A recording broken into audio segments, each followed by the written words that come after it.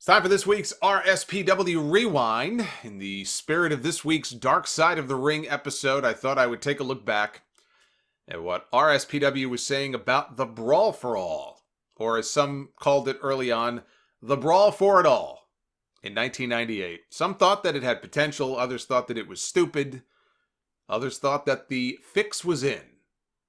We begin with EDCs Post from June 29th, 1998, the night the Brawl For All began on Raw is War. It says, now I know nobody liked that. If they included submission holds, then that would have been better. Stevie says, I liked it. It had a lot of potential, though I don't think it will ever really get over with most wrestling fans.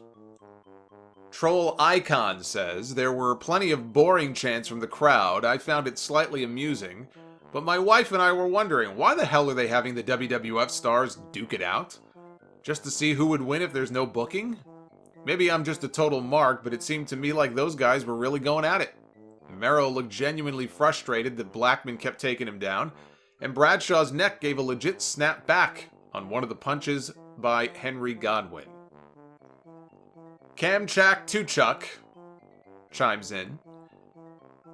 That was the only thing about Raw that I did like. It was definitely legit. There were no pulled punches, no stomping while throwing a punch or any of that business.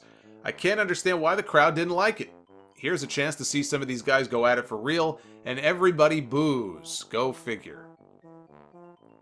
August 1st, 1998, Alex Demchuk, with a post titled, It's Brawl For All, not Brawl For It All.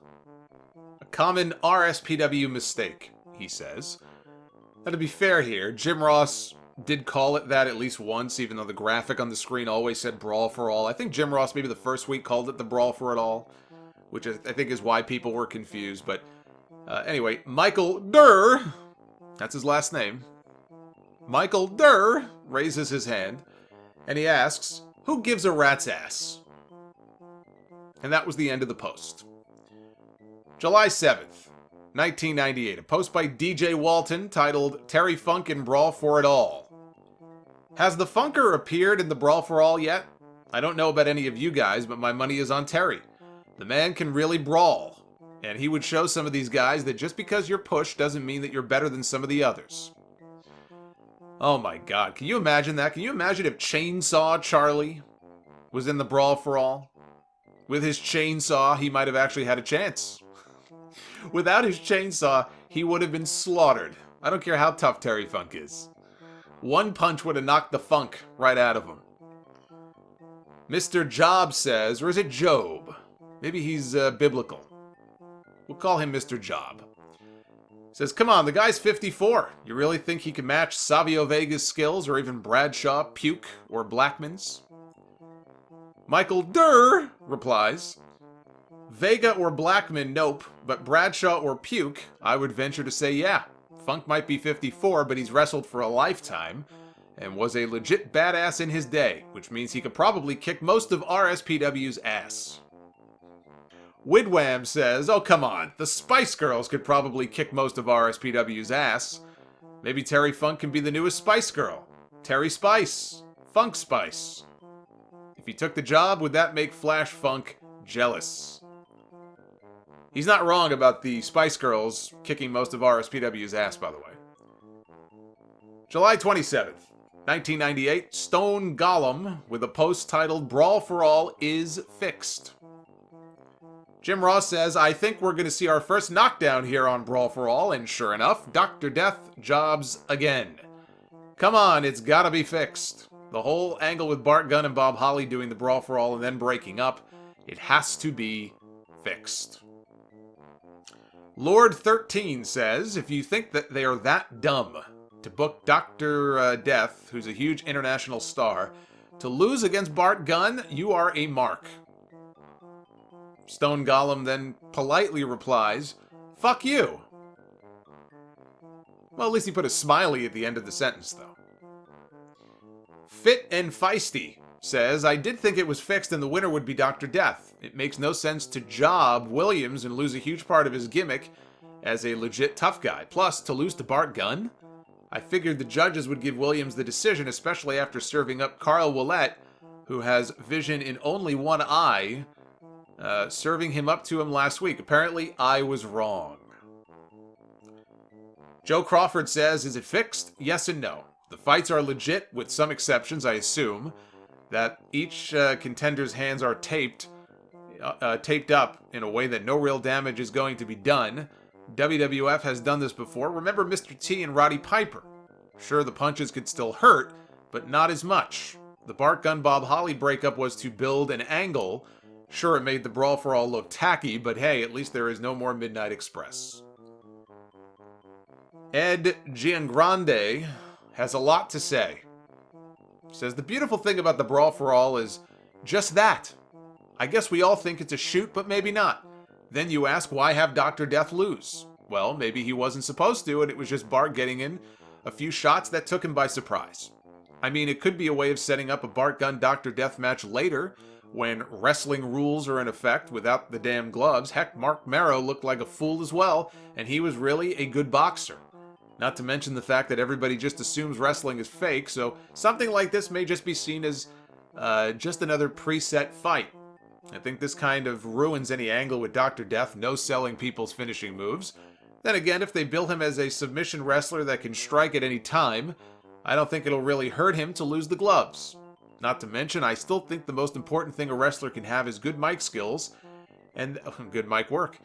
And that, more than anything else, determines how good a wrestler is in the eyes of the fans. Except if your name is Goldberg and you get to go a year without talking. August 9th, 1998. A year later, a year to the day, Chris Jericho would make his WWF debut. So this was a year before. A post by Hollywood Matt, titled Brawl For All, WTF? I just read that Bradshaw is set to face Mark Marrow in the Brawl For All this Monday. Wasn't Marrow destroyed in the first round by Steve Blackman?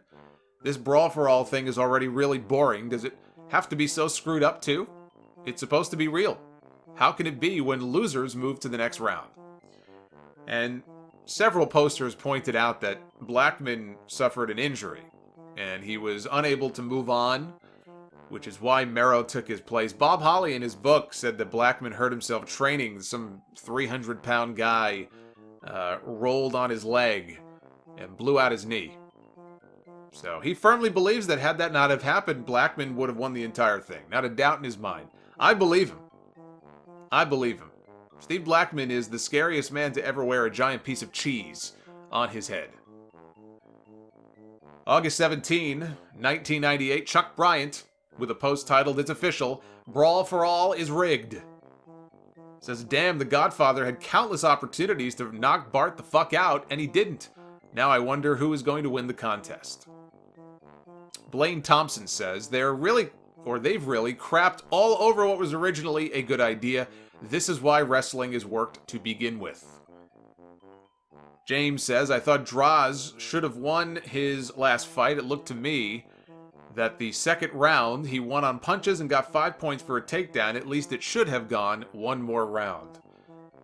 And Blaine replies, it could have gone either way. Droz's takedown was weak. That's the problem with the Brawl For All. They never really defined a correct takedown. To me, a takedown is getting a guy on his back, not his butt, not his stomach. But they were obviously biased towards Bradshaw. Bradshaw versus Bart Gunn was going to be the final match no matter what. I just hope the finals are a true shoot match. Alex takes exception to this assertion that the competition is rigged. He says, bullshit. How can you say it's rigged when Bart practically knocked his head off his shoulders? Chuck says, oh please, give me a fucking break. The Godfather just stood there and let Bart hit him. It doesn't take a genius to look at it and tell that it is rigged. Damage Master says, looked like a good shot to me. I don't know anybody who's going to let somebody knock his teeth out with a vicious right hand. He led with the left and Bart caught him with the right. Happens in boxing all the time. Classic southpaw strat. Alex says, Kama was dazed. He had been taking a pounding the whole match. Did you see Kama's fucking chin snap? Yes, that's how people get knocked out. He did a fucking faceplant, for God's sake. This is nowhere near rigged, and your definition of your definition of it, genius, is pretty fucked, kid. Jeff Amdur, not to be confused with Michael Durr, Jeff says, I am convinced that all of the Brawl For All matches held before the taping of last night's Raw were legit. However, there were certain signs last night, the previous night's build-up, the hose. I love how he just casually throws that in there for The Godfather. The hose, certain pulled punches, careful momentum shifts, dramatic pauses, and the fact that the match was interesting and held our attention. There were certain signs that Bart versus Kama was definitely staged. Had it been another legit brawl, we'd have heard boring chants once again. And Eric Brumble says something wasn't right. Kama did take a hard shot to the jaw, and he crumpled faster than a Geo Metro. But Kama left himself open wide in this fight. The other times he fought, he protected himself well. Bart beat Buddy Holly, the spark plug. Kama has much better skills in the ring, and it looks like he has had some prior boxing experience. Suddenly, Bart has been getting a push, and then he beats Kama. August 25th, 1998, Mr. Job with my favorite post this week, titled RSPW is full of complainers. This should be good. Says, in an awesome Raw that was a great build to SummerSlam that had a Hell in a Cell, a great Brawl For All knockout, and two very energetic matches, people still freaking complain. On top of all that, we got the two things that were going bad for Raw out of the way. The Cahoots question and Brawl For All. The angles that from I'm just reading this as he wrote it, folks. The angles that from last Monday's Raw were just great. So to all you freaking losers that criticize the most trivial things that happened bad on an awesome Raw, stop posting on RSPW. I mean, a little criticism is okay, but not even once is there a good show according to you losers. What else do you freaking want? Stop saying that each show sucks, you freaking complainers. Mr. Job sure does love using the word freaking, doesn't he? I'm going to complain about that. I'm complaining about how many times he uses the word freaking because he doesn't have the balls to man up and just say the word. It's okay. It's okay. You can say it. You can say it. See, watch. Fuck. See how easy that was? Fuck. Just say the fucking word. It's as enjoyable to say it as it is to do it. I promise you. Seder was the, not to be confused with what the Jewish people do. This is S-A-T-Y-R. Just had to clarify that. Seder was the only person to respond to his freaking rant about people complaining about trivial things, and he responded with this. He said, there were too many commercials. I think Mr. Job must have had an aneurysm when he saw Seder's reply, because he never responded back. I guess it was too much for him to handle. And August 28th, 1998, just 2 days before SummerSlam Highway to Hell, a post by Nameless. He left no name, only an email address. Which is too bad because I wanted to give him credit. This was a full 7 months before it happened at WrestleMania 15, and here he was in the summer of 98 with a post titled Bart Gunn vs. Butterbean.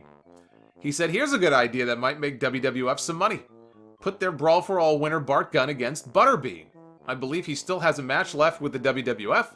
I think Gunn could take Butterball if they use Brawl For All rules. But if they went with Butterbean's rules, I would go with Butterball. I think the WWF should sanction a 3-round, 2 minutes each boxing match for these two at Survivor Series.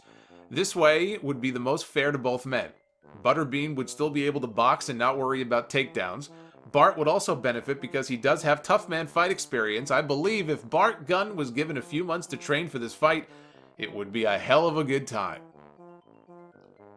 And Crystal Meth responds, no!